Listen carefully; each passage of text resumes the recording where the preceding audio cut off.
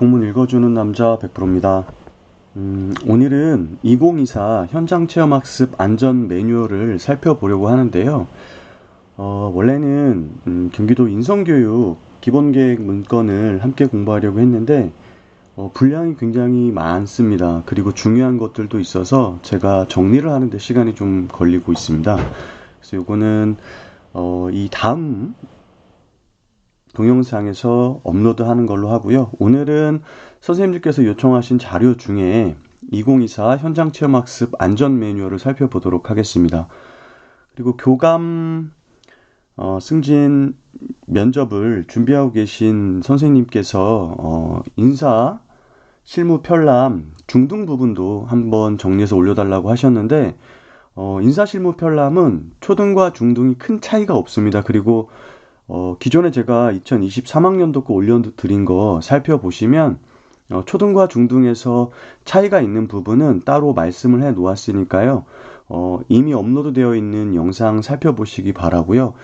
제가 그것도 징계와 관련된 부분부터 지금 올리지를 못했어요. 8장인가 그럴 겁니다. 그래서 8장 이후부터는 인사실무 편람도 시간 나는 대로 올려드리도록 하겠습니다.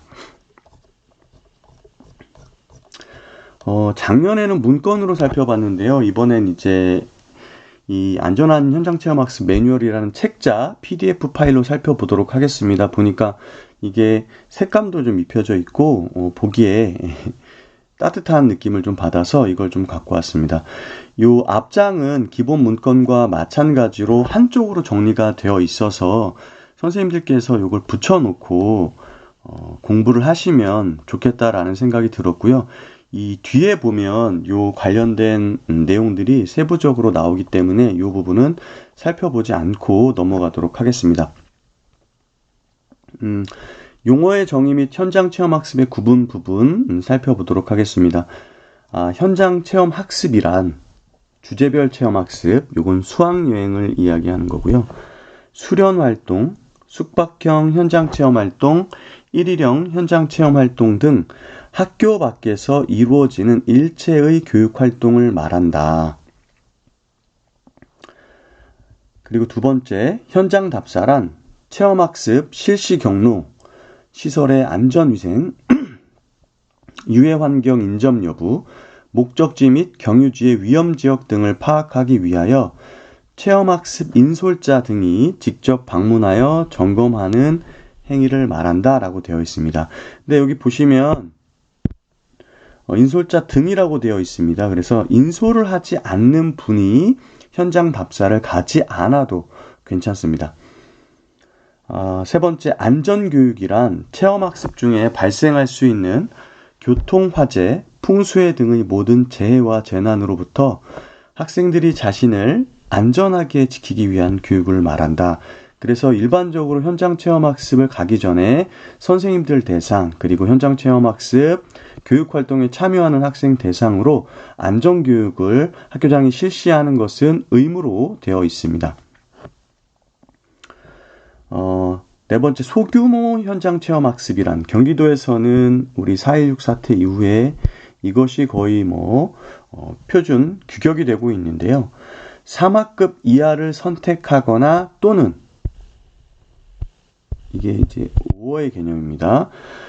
학생 수 100명 미만의 규모를 선택하여 둘 중에 하나를 만족하면 된다는 거예요. 그래서 4학급 이상이더라도 100명 미만이면 오케이. 그죠? 100명 이상이지만 3학급 이하면 오케이입니다.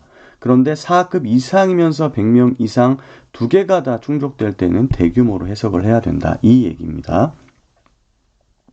자, 여기 5학급, 3학급이 넘었지만 100명이 안 되기 때문에 이런 경우는 소규모가 된다. 이렇게 예시를 또 명시를 해 두셨네요. 자, 그 다음 현장체험학습 활성화위원회란 학교 운영위원회에 현장체험학습 안건이 상정되기 전에 현장체험학습에 대하여 전문적, 집중적으로 검토하는 역할을 하는 학교 운영위원회의 소위원회를 말한다.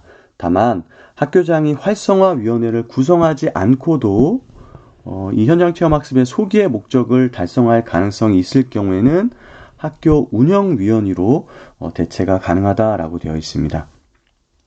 자, 그러면 이 현장체험학습 활성화위원회의 역할은 뭐냐면 첫 번째가 숙박형 체험학습. 요거 이제 가로치고 주제별 체험학습에서의 수학여행이나 수련활동, 기본계획, 검토 및 자문. 대상이 전교생 또는 학년 전체인 경우 이 숙박형 체험학습의 경우에는 이 계획을 검토, 자문해야 됩니다.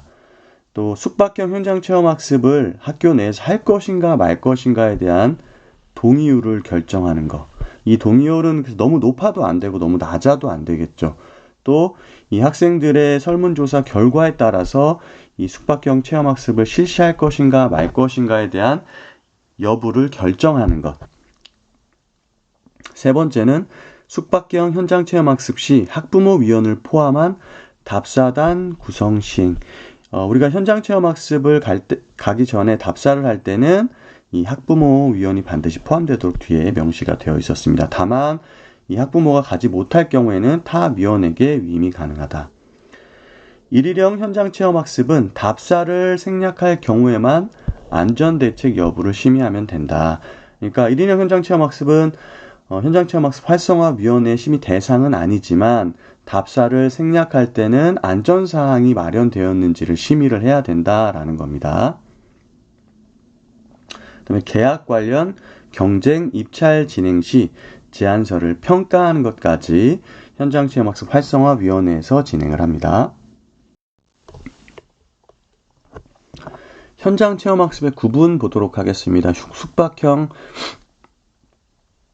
현장체험학습은 주제별 체험학습과 수련활동 그리고 기타 숙박형 현장체험학습으로 이루어지는데요. 이 주제별 체험학습 같은 경우에는 교육과정과 연계하여 다양한 사회, 자연, 문화 등에 대한 직접 체험을 통해 견문을 넓히고 여러 장소를 오가며 실시하는 숙박형 단체 활동이다.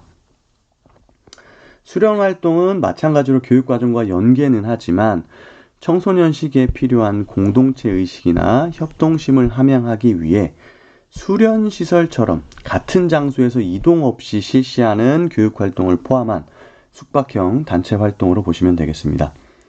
기타 숙박형 현장체험학습은 주제별 체험학습과 수련활동을 제외한 활동으로 일정 기간 숙박을 하면서 이루어지는 체험활동으로 이렇게 정의가 되어 있습니다. 대부분 학교에서는 이 두 가지가 가장 흔하게 이루어지는 거겠죠. 일일형 체험학습은 하루 동안의 교육과정 운영 전체가 중요한 건 전체입니다. 하루 전체. 학교 밖에서 이루어지는 비숙박형 체험활동인데요. 우리가 이제 공유학교 관련해서는 방과후에 있지만 지역에 있는 교육자원을 활용해서 2-3시간 교육을 하는 경우가 있잖아요. 교육 과정 중 일부만을 할 경우에는 요 일일형 현장 체험학습으로 보지 않는다. 이렇게 생각하시면 되겠습니다. 그리고 학생 일부 참여하는 현장 체험학습 이렇게 나와 있는데 일부 학생이 참여하는 현장 체험활동의 경우 전일제가 아닌 체험활동의 경우 제가 방금 말씀드렸던 이런 경우 요게 이런 경우에 해당이 되겠죠. 이럴 때는 안전한 현장 체험학습 운영 지침과 매뉴얼의 의무 적용 대상은 아니다. 본 매뉴얼을 참고하여 안전대책을 포함한 학교별 자체 계획을 수립해서 추진하면 된다. 이렇게 안내가 되어 있습니다. 우리는 여기 이제 12쪽까지 살펴볼 거고요. 이 뒤에 2장부터는 선생님께서 살펴보시면 될 것 같고, 이 뒤에 보면 이 Q&A가 나와 있는데요.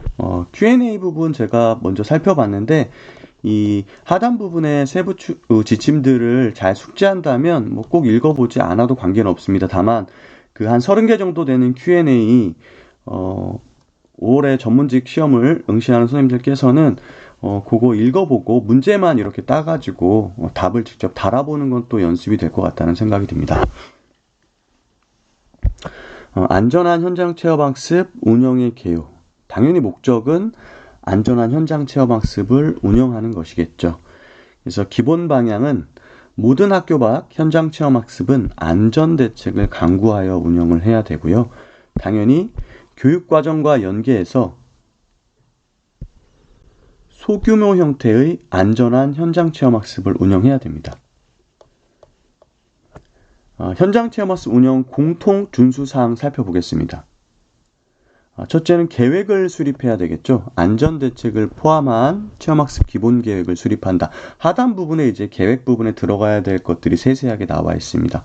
그 다음 현장 답사를 실시해야 됩니다. 이 현장 답사를 할 때는 학생들의 안전을 도모하기 위해서 교육 장소 및 시설, 체험 일정, 코스 등에 따라 현장 답사를 실시하고요. 아까 말씀드렸던 것처럼 학부모님이 함께 가는 것을 원칙으로 한다.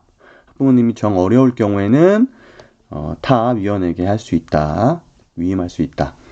시설 이용 시 허가 등록된 시설을 이용해야 되고요. 안전교육은 필수입니다. 안전교육의 대상은 이 교사 연수가 필요하고요. 그다음에 학생 대상 안전교육을 실시해야 됩니다. 그래서 교사 대상 연주를 할 때는 안전교육을 받은 선생님이나 전문가가 응급처치 요령, 안전지도 요령, 안전사고 및 재난 시 비상 탈출 방법 등을 실시하면 되고요. 이 학생 대상으로는 실제로 인솔 선생님께서 이제 차량을 이용할 경우에는 이제 교통 안전, 또 시설에서는 시설 안전, 또 성교육 이외 다양한 것들이 이제 밑에 나와 있기 때문에 하단에서 살펴보도록 하겠습니다. 또 숙소 도착 후 대피로 확인 및 상황 발생 시 행동 요령 교육 등을 실시해야 됩니다. 비상 연락망 당연히 구축을 해야 되겠죠. 그래서 현장 체험 학습 참여 학생 학부모 및 인솔자 비상 연락처를 확보하고요. 이러한 비상 상황이 발생하였을 경우에는 SNS 등을 이용하여 연락하고 사안 발생 즉시 구조 신고 및 교육지원청에 피해 상황을 보고해야 됩니다. 인솔자 확보 및 임장 지도, 현장 체험 학습 형태에 맞는 인솔자를 확보하는데 한 학급 그리고 20여 명 기준으로 해서 2명을 인솔자로 마련하는 것이 원칙이고요. 안전함이 확보되었다고 했을 경우에는 학교장의 판단하에 1명으로 줄일 수 있으며 1명이 인솔할 경우에는 반드시 교사로 해야 된다는 것이 명시가 되어 있습니다. 뒤에서 살펴보도록 하겠습니다. 그리고 인증 프로그램, 위탁 운영 시에는 한국청소년활동진흥원의 인증 프로그램을 이용해야 되고 학생 인솔자 보험 가입 결정 및 영업배상 책임보험 가입 여부를 확인해야 된다. 그래서 숙박형일 경우에는 의무이고요. 일일형일 경우에는 이제 고위험, 뒤에 나오겠지만 올해 한 가지가 더 포함이 되었더라고요. 그래서 그거 5가지 관련해서는 반드시 보험을 들도록 되어 있다. 뒤에서 살펴보도록 하겠습니다. 안전한 현장 체험 학습의 운영과 관련된 부분, 근거는 초중등교육법, 또 경기도교육청 현장체험학습 학생안전관리조례, 또 경기도교육청 현장체험학습 학생안전관리조례 시행규칙을 근거로 하고 있습니다.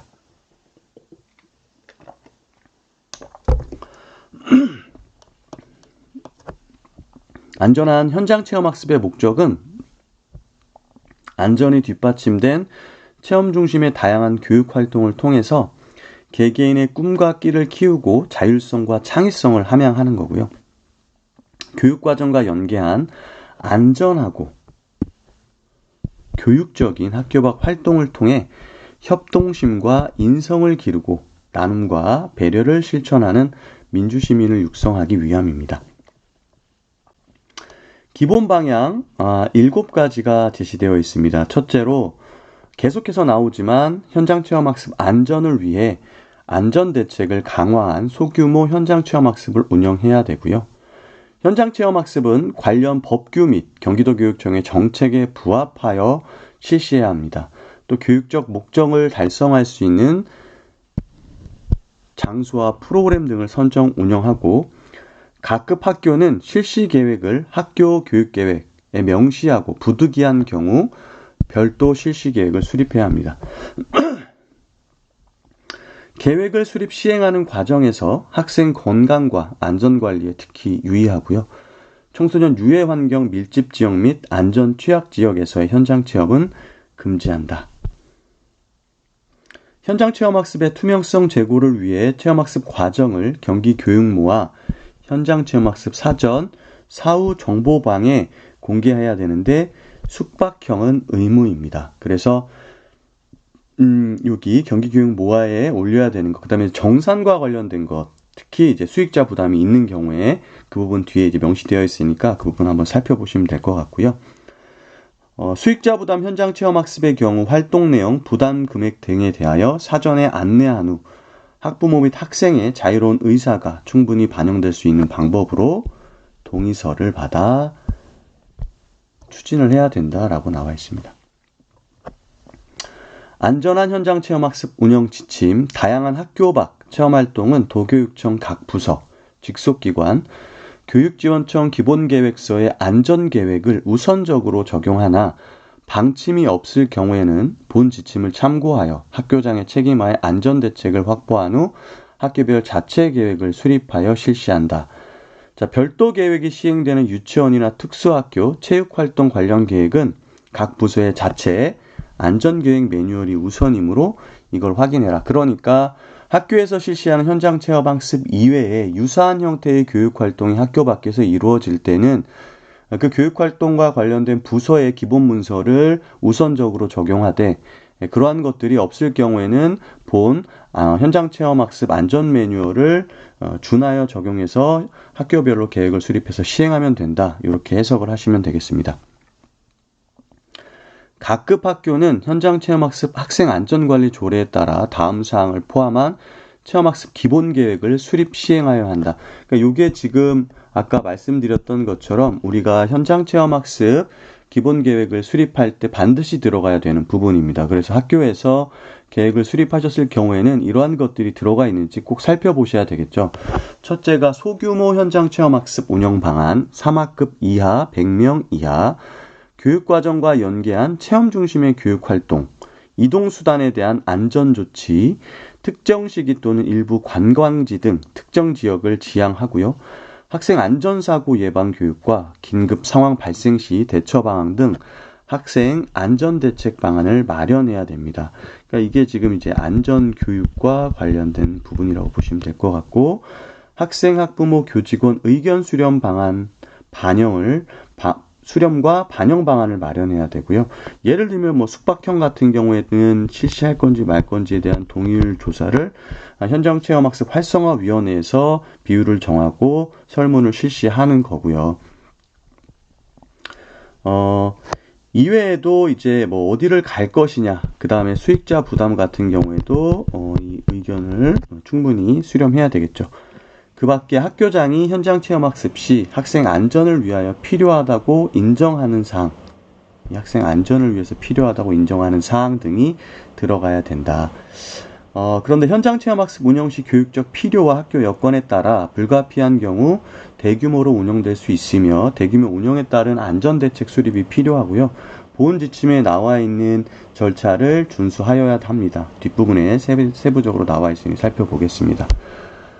세 번째, 모든 현장 체험학습은 소규모 체험학습 운영을 기본으로 하는데요. 단 교육적 필요와 학교 여건에 따라 불가피할 경우에는 안전대책을 확보해서 대규모로 운영이 가능합니다.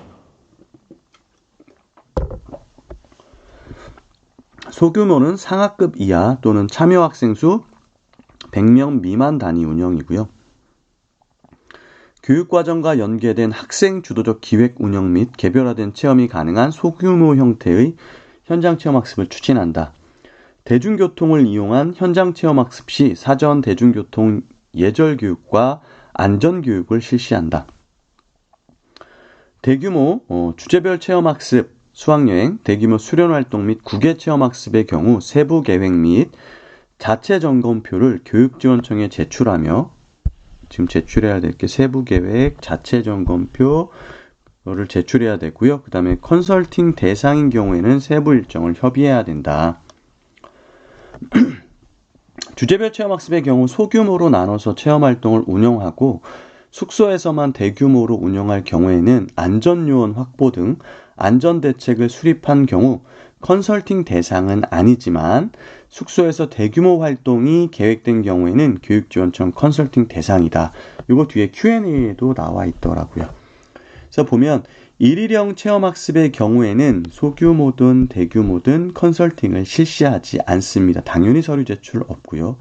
수련활동의 경우에는 소규모에는 서류 제출 컨설팅이 없지만 대규모일 경우에는 세부 계획과 자체 점검표를 제출해야 합니다.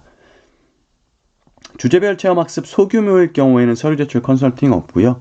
대규모일 경우에는 서류 제출과 컨설팅 실시를 해야 됩니다. 국외 체험학습일 경우에는 소규모, 대규모 관계없이 서류를 제출하고 컨설팅을 받아야 되고요. 컨설팅 절차는 이렇게 운영이 됩니다. 2개월 전에 학교 자체 계획을 수립하고 교육지원청에 세부 계획서와 자체 점검표를 제공합니다. 이때 국외체험학습 시에는 이 국외체험 신고서도 첨부를 해야 되고요. 교육지원청에서는 학교에 컨설팅 실시 알림을 40일 전에 보내고 이 컨설턴트가 컨설팅을 실시하고 학교와 관련된 내용들을 안내해 줍니다. 그리고 컨설턴트가 교육지원청에 결과 보고를 20일 전에 하면 교육지원청에서는 학교에 시행일 기준 15일 전에 컨설팅 결과를 알려주고 학교에서는 컨설팅 결과를 반영한 교육지원청에 수정계획서를 7일 전에 발송을 하면 됩니다. 이건 예시니까 이런 형태로 진행을 한다라고 보시면 되겠습니다. 현장 체험학습 운영 시 적정한 인솔자와 안전요원을 확보해서 운영해야 하는데요. 원칙은 학급당 2명 이상의 인솔자를 확보하는 것이 원칙입니다. 학급은 보통 25명 기준으로 이렇게 제시가 되어 있고요. 인솔자는 교직원, 학부모, 자원봉사자, 안전요원 등을 포함한 총 인원수를 얘기합니다. 원칙은 2명이지만 인솔의 안전이 확보되었다고 판단하는 경우에는 학교 운영위원회 심의를 거쳐서 학급당 인솔자 1명이 인솔할 수 있으며 이때는 아까 말씀드린 것처럼 교사가 인솔을 해야 됩니다. 대규모 주제별 체험학습 운영 시에는 교육지원청 컨설팅이 의무사항이며 50명당 1명의 안전요원을 배치해야 합니다. 단 수련활동의 경우에는 인증받은 프로그램의 지도자 배치 규정에 따라 지도자를 배치하는 것으로 안전요원을 대신할 수 있다 이렇게 나와 있습니다. 일일형의 경우에는 이제 권장사항이다. 요 50명당 하나를 배치하는 것이 현장체험학습 활성화위원회를 구성하여 운영하는데요. 현장체험 활성화위원회는 학교 운영위원회 소위원회로서 교감선생님이 위원장이 되고요. 5명에서 11명 사이로 구성하되 학생과 학부모를 포함하여 구성을 합니다. 다만 학교장이 활성화위원회를 구성하지 않고도 소기의 목적 달성이 가능하다고 판단하는 경우에는 학교 운영위원회로 대체할 수 있으며 이 경우 학교 운영위원회가 활성화위원회의 모든 역할을 해야 하므로 충분히 숙고하고 의견을 수렴한 후에 대체 여부를 결정해야 한다고 합니다. 그래서 위원회 구성과 운영 방법은 학교 내부 규정으로 정하고 학교 운영위원회 심의 안건 상정 이전에 개최를 하고 검토한 내용을 학교 운영위원회에서 심의하도록 절차가 진행이 되겠죠. 동의열과 관련돼서 주의사항 나와 있는데요. 숙박형 체험 시 활동 내용, 부담 금액 등에 대하여 사전에 안내한 후 학생, 학부모 동의를 받아 추진을 하고요. 과도한 동의율 설정으로 주제별 체험학습이나 수련활동 등이 위축되는 사례가 없도록 해야 한다. 동의율은 학교 학년 전체 대상으로 한 현장 체험학습에만 해당이 되고요. 동의 여부 조사 시에는 활성화위원회에서 정한 동의율을 안내하고 사전에 이제 몇 %가 넘어야지 이 체험활동이 진행이 된다라고 안내를 해야 되고요. 이 동의율 확보 미달이 되었을 때는 현장 체험학습이 취소 변경될 수 있음을 충분히 안내를 해야 되며 취소가 확정된 경우에는 반드시 학생과 학부모에게 그 이유와 경과 안내를 해야 한다고 합니다. 현장체험학습 실시 전 학교 운영위원회의 심의를 거쳐야 됩니다. 학원이 심의 내용을 좀 살펴보면 활성화위원회에서 심의한 안건을 중심으로 현장체험학습 운영과 실행에 관한 전반적인 사항을 검토하고요. 현장 체험학습 운영 시 계약을 위한 업체 우선순위 결정에 대한 사항, 또 수익자 부담 경비, 학교 자체 예산 등으로 실시하는 학교, 학년 단위의 현장 체험학습 운영에 관한 사항, 또 특정 동아리 등에서 특정 학생을 대상으로 하는 사항은 심의 대상에서 제외에 가능하지만 안전사항 필요하다고 판단되는 경우에는 판단되는 체험학습에 관한 사항도 이제 심의를 할 수 있습니다. 아까 앞쪽에서 살펴봤지만 특정 동아리나 전체 학생이 아니라 일부 학생 또 학교 하루 전체 일정이 아니라 일부 시간만 하는 경우에는 이 지침을 반영하지 않아도 된다라고 이야기 나왔었는데 그럼에도 불구하고 안전과 관련이 있다면 학군이 심의를 거치는 것이 좋다. 이렇게 해석을 하면 될 것 같습니다. 7. 계약 시 표준약관 적용 및 영업 배상 책임보험 가입 여부를 확인한다. 그래서 여행업 표준약관 및 소비자 분쟁 해결 기준 참고해서 계약 연기 및 취소 등 변경 요건과 관련 사항을 특수 조건에 포함해야 된다.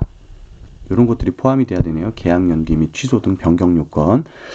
반드시 허가 등록된 시설을 이용한다. 당연히 그래야 되겠죠. 그래서 숙박시설에 소방, 전기, 가스, 위생 등 법령에 따른 안전점검 결과를 해당 업체로부터 제출받아 확인을 해야 되고요. 단, 지자체 안전점검 결과 확인이 불가능한 시설 이용 시 개별 법령에 따른 위생, 소방, 전기, 가스 등 안전점검 결과 확인은 필요하다고 합니다. 학생 안심 수학여행 서비스 안내 이렇게 되어 있네요. 학교를 대신해서 지자체에서 숙박시설 및 음식점에 소방, 전기, 가스, 위생 등의 안전점검 서비스를 제공하고 시행 지자체는 경주, 제주, 전북, 순천, 강릉 이렇게 나와 있고요. 뒤쪽에 참고자료 부분에 보시면 어떻게 이용을 하면 되는지 자세히 안내가 나와 있다고 하니까 살펴보시면 되겠습니다. 수련활동 허가 등록된 수련시설 및 시설 또는 시도 및 교육청 소속 기관에서 실시하고요. 수련시설은 청소년 수련관, 청소년 수련원, 청소년 문화의 집, 청소년 특화시설, 청소년 야영장, 유스 호스텔 등을 의미합니다. 수련활동 운영 시 청소년 활동 정보 서비스에서 종합평가 결과 및 인증, 신고 여부를 확인한 뒤에 선정하여 참여를 하시면 되겠습니다. 시설 안전점검 제외 대상이 있는데요. 여성가족부 종합평가에서 적정 이상을 받은 수련시설인데요.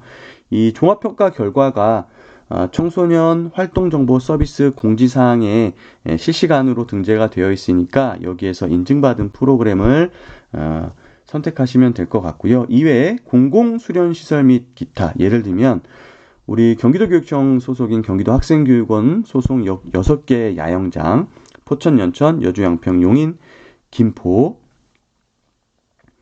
여기 6개 야영장이 있고 요 경기도학생교육원은 강화에 있죠. 그다음에 여성가족부 산하 국립수련시설, 그래서 국립중앙청소년수련원, 평창, 고흥, 영덕, 김제 이렇게 되어 있고요. 또 타부처에서 운영하는 청소년시설, 국립공원관리공단 외에 살펴보시면 될 것 같습니다. 이런 것들은 시설 안전점검에서 제어가 되는 부분이고요.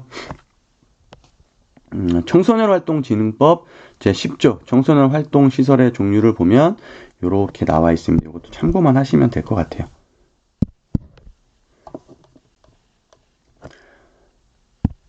구학생 인솔자 여행자 보험은 숙박형 또는 고위험 활동 포함 시 의무로 가입하여야 하는데요. 이 수상, 항공,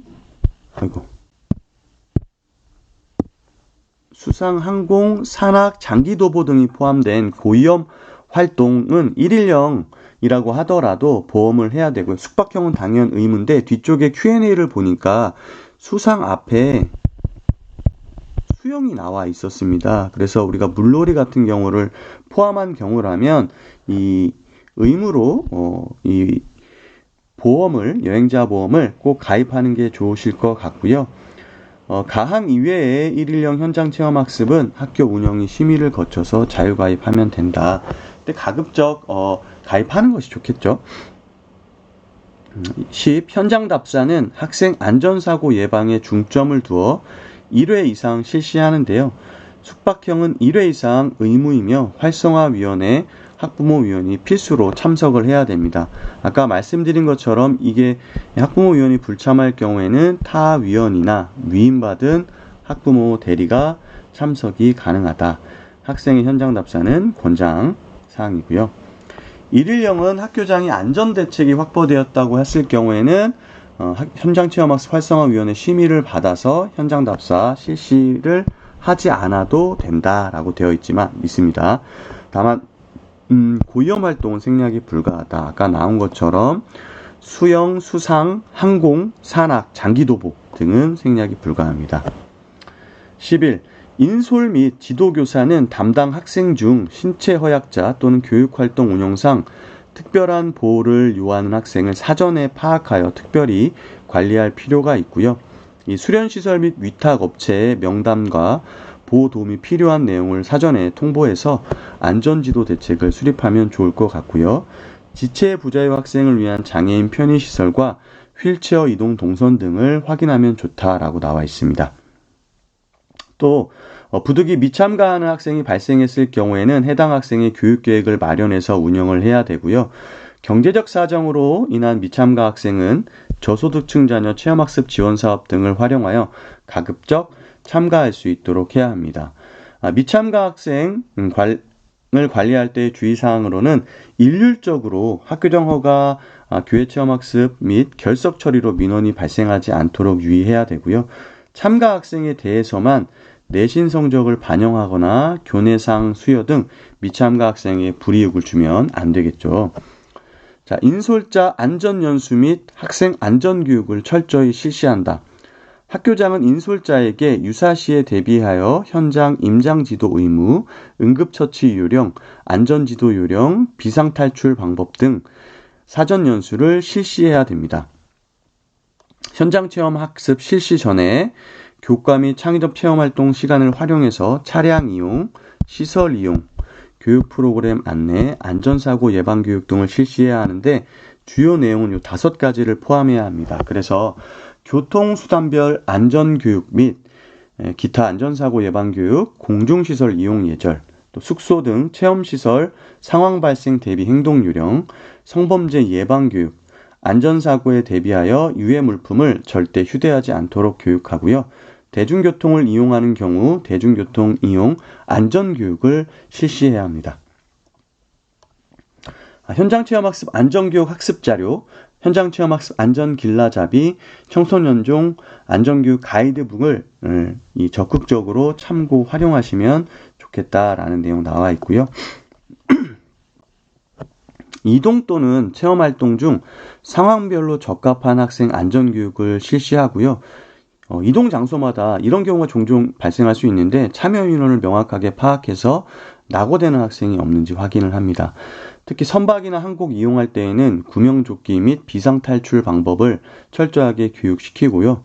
업체에 안전교육 의무가 있음에도 안전교육을 실시하지 않을 경우에는 인솔자는 이행을 요구합니다. 특히 이제 우리가 버스 탔을 때 이 버스 안에서의 안전교육이나 탈출이나 안전벨트나 이런 것들 반드시 기사님께서 실시해야 되기 때문에 그런 부분들 꼭 짚어주시면 좋을 것 같고요. 식중독 등 집단 환자가 발생하지 않도록 유의한다. 학교장은 필요시 사전에 관할 시군구의 실시기간 장소를 포함한 일정을 통보해서 위생안전점검 결과 조회 공문을 요청하고요. 소규모 현장체험학습 운영 시 소형 일반 음식점을 이용할 때는 시군구 위생점검이 어려울 경우에는 철저한 현장 확인 후 섭취하도록 지도하는 것으로 대신할 수 있다. 그래서 가급적이면 모범 음식점을 이용하도록 하고 도시락을 이용하는 경우에는 위생안전이 검증된 업체를 이용하고요. 설사 등 유사 증세의 환자가 2명 이상 동시 발생할 경우에는 치료 조치를 한 후 즉시 학교장에게 보고를 해야 합니다. 기준이 2명 이상입니다. 학생 수송 차량 및 운전자 적격 여부를 확인한다. 전세버스 계약 시 차로 이탈 경고장치 및 영상 기록장치 설치 차량을 계약할 수 있도록 하고요. 운수회사로부터 교통안전정보 조회 결과 통보서에 이상 없음을 확인하고 이상이 있을 경우에는 추가 확인을 해야 합니다. 특히 이제 계약서상에 배치된 자동차 번호와 학교에서 실제로 학생들이 탑승하게 될 차량의 자동차 번호를 확인하고 또 기사님도 일치하는지 확인할 필요가 있고요. 학교장은 운수회사 담당자, 계약 관련자, 인솔 책임자 등으로 하여금 출발 전 교육 및 차량 안전점검표를 활용하여 차량 점검 및 운전자 안전운전을 당부해야 됩니다. 아까 말씀드렸던 것처럼 운전자에게 학생을 대상으로 한 출발 전 안전교육 실시를 요청해야 되는데요. 유사시 차량 비상탈출법,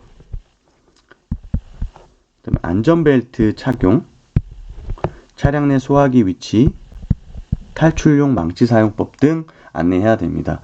또 이제 우리가 기차처럼 가는 대열 운행 예방을 위해서 시간차를 둔 순차적 출발과 안전거리 항시 확보, 과속 운행 예방을 위해 중간 집결 지향하여 최종 목적지에서 집결을 하고요.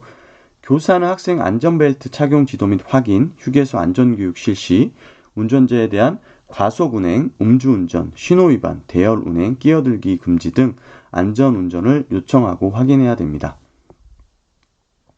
또 학생 수송 차량 입찰 시에 차량을, 그러니까 차의 연식을 제한하는 것을 자제해달라라고 나와 있습니다. 다만 이 자동차 관리법과 관련된 종합검사 내용이나 이런 것들 살펴보시면 되는 부분이니까. 운전자 음주 여부를 확인하는데요. 이 운송 사업자가 운전자 음주 여부를 확인한 기록지를 학교에 제출한 경우에는 당일 출발 시 이 기록지로 대체가 가능한데, 그렇지 않을 경우에는 이제 음주 감지를 실시해야 됩니다. 그래서 학교에서는 이 음주 측정시를 대비해서 작년부터 이렇게 업무 분장으로 명시할 것을 권장하고 있고요. 운전자의 음주 확인 즉시 또는 음주 측정 거부 시 112 신고 및 운전자를 교체해야 되고, 숙박형 현장 체험학습의 경우 당일을 포함한 체험학습 기간 내내 차량 운행 전 음주 감지 실시를 해야 됩니다. 이제 계약을 할 때 계약 특수 조건에 이런 것들을 넣어놓으면 좋겠죠. 음주 여부, 확인 기록지 제출 등에 대한 내용을 명시하고요. 이 기록지를 내지 않아서 음주 감지를 실시할 경우 운전자가 교직원의 음주 감지 요청에 성실히 임할 것을 명시해라 라고 나와 있습니다. 17번 현장 체험학습 운영 시 비상 연락 체계를 가동하고요.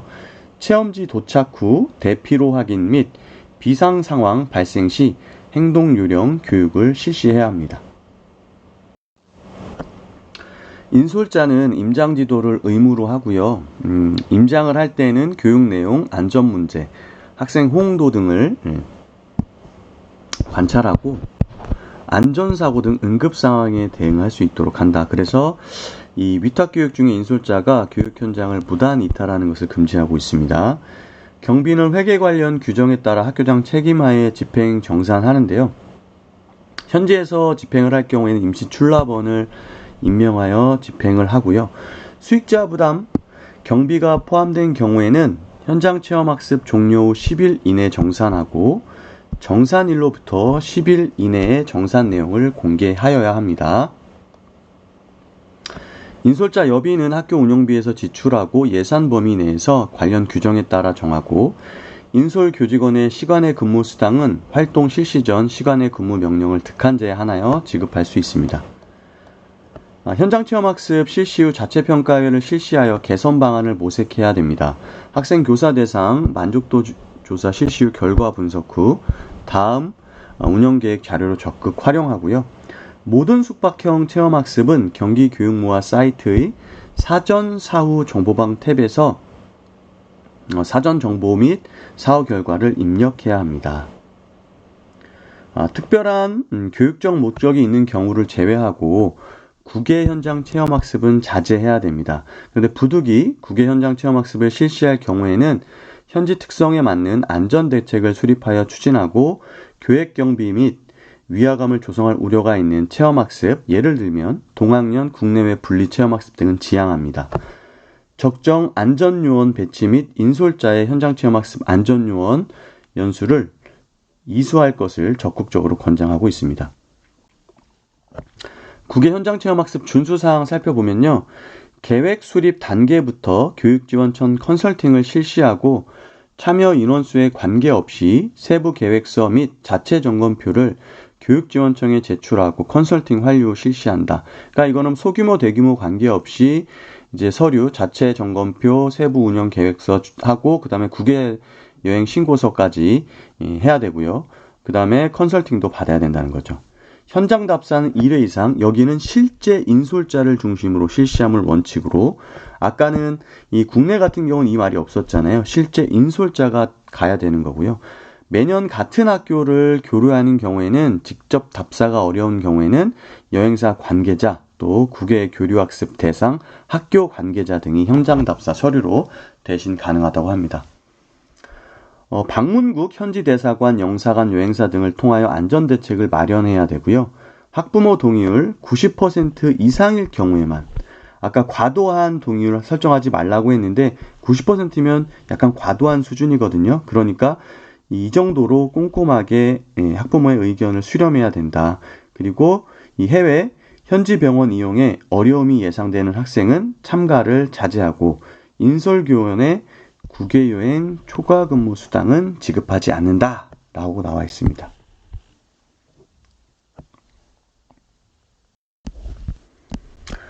부득이하게 학교에서 계획 중이던 체험학습을 변경 취소하게 될 경우에는 학부모 및 학생의 의견을 충분히 수렴하여 변경 취소 여부를 결정하고 그 과정 및 결과를 학부모에게 알린다라고 되어 있습니다. 앞서 살펴보았죠.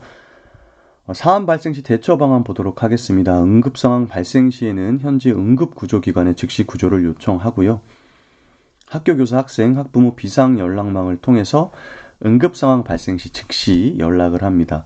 인명사고나 식중독, 전염병 등 보고사안 발생 시 학교는 교육지원청은 도교육청 업무주무부서에 유선 보고하고 유기적으로 협력하여 신속하게 사안을 처리하고 사후에 사안 보고서를 제출한다로 되어 있습니다.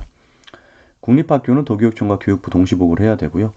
현장 체험학습 시 보고해야 하는 사고, 인사사고와 식중독 및 감염병 의심 증세인데, 인사사고 같은 경우 사망 및 병원에 입원 치료를 요하는 중상, 인원수 관계없습니다. 동일 장소에서 같은 활동 중 2명 이상이 동시에 다쳤을 경우, 이거는 이제 식중독이나 감염병도 이 2명 이상이 동시 발생한 경우 동일한 기준입니다. 체험학습 종료 후에도 지속적인 병원 치료를 요하는 경우, 이런 게 이제 보고해야 하는 사항이고요. 언론 보도 발생 시 언론 대응 창구를 단일화하여 일관 대응 답변을 해야 되겠죠. 그래서 교장, 교감, 학년부장 등 인솔 책임자 중 한 명이 이 창구를 역할을 맡아야 될 것 같고요.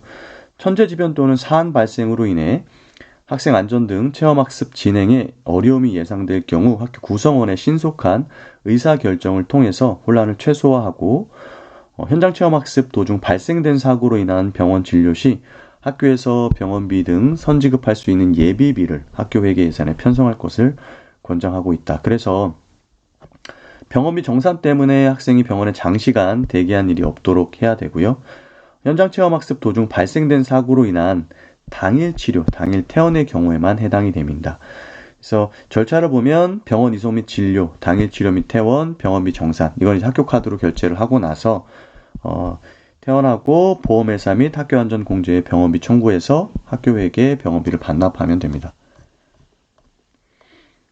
현장 체험학습 관련 반부패 청렴계획 살펴보겠습니다. 현장 체험학습 관련해서 위탁여행업체나 숙박업체, 수련업체, 운송업체 등 관련 업체로부터 어떤 형태로든 금품, 향응, 편의를 제공받는 행위를 하면 안 되고요. 위탁여행업체, 숙박업체, 수련업체, 운송업체 등 관련 업체와의 계약 시 관련 법규를 준수하고 과정상 투명성과 청렴도를 제고해야 합니다. 교육적 목적과 학생 안전 등을 위한 현장 체험학습, 학생 인솔 및 사전 답사 관련된 모든 소요 비용은 학교 예산으로 지급함을 원칙으로 하고요. 학생에 대한 무료 입장은 부정 척탁 및 금품 등 수수의 금지에 관한 법률과는 관계가 없지만 무료 입장 대상을 누구로 선정할 것인가에 대해서는 공정한 선정 방법을 계획서 안에 포함하여 수립을 해야 된다라고 나와 있습니다. 본 매뉴얼의 적용 범위를 보면 학생의 모든 학교와 교육활동에 대하여는 안전대책이 강구되어야 하며 도교육청 해당 부서의 계획에 포함되어 있는 안전조치 사항을 우선으로 하며 본 매뉴얼을 참고하여 안전한 체험학습이 이루어질 수 있도록 계획을 수립하도록 합니다. 특수학교 유치원 체육교육 경기도 학생교육원 등 체험학습의 경우 각 부서에서 안내된 계획을 바탕으로 안전조치를 강화하여 운영하고요.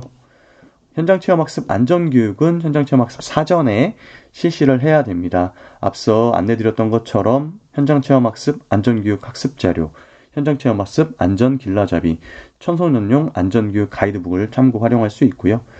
계약에 관한 사항은 지방자치단체를 당사자로 하는 계약에 관한 법률 및 지방자치단체 입찰 및 계약 집행기준 등 최근 법령을 확인하여 추진합니다.